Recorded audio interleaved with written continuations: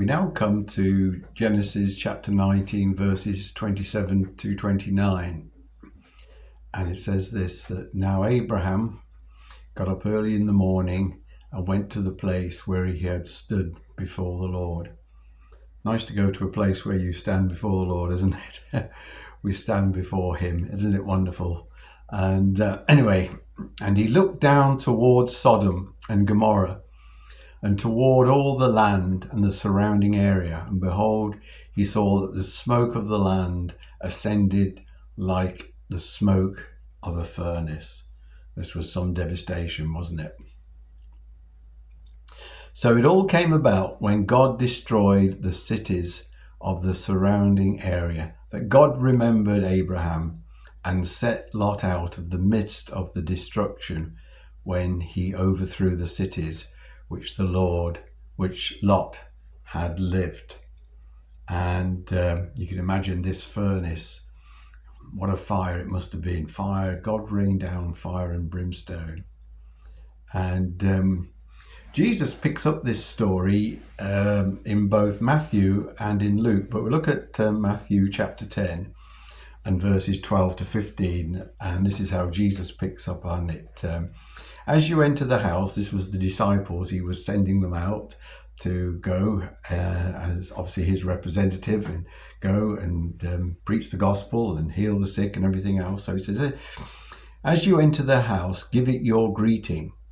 And if the house is worthy, see that your blessing of peace comes upon it. But if it's not worthy, take back your blessing of peace. And whoever does not receive you, nor listen to your words, as you leave the house of the city, shake the dust off your feet. Truly, I say to you, it will be more tolerable for the land of Sodom and Gomorrah on the day of judgment than for that city. Here's Jesus bringing a parallel, or he's bringing this right back into the New Testament, in which he is putting the disciples out. He's saying, now you go out. If you go into a house and they receive you, give them your blessing. If they don't, take your blessing, shake the dust off your feet. It will be more tolerable for Sodom and Gomorrah. Once again, conscious of, as we go through this, of course this is about judgment. Of course this is the judgment of God, Sodom and Gomorrah. Of course this is the judgment of men's sins. And we do need to be aware of it. We do need to be conscious of it. It's part of, not that we live in fear, because we've passed from judgment into life. Thank the Lord. Thank the Lord this doesn't apply to us. But we should remember that this applies to those who don't receive the gospel, who don't receive the message of salvation. Jesus says it will be more tolerable for Sodom and Gomorrah than for these people. Oh yes, God judged the earth in a flood, in Noah, but there is no doubt, as we read the scriptures, he will judge. It's a fire this time, the next time.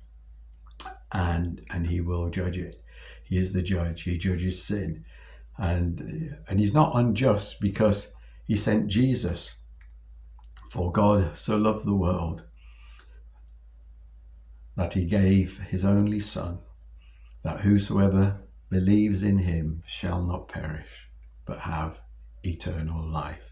That's why he sent him, and we're in him, and we've got eternal life, and we've passed from judgment.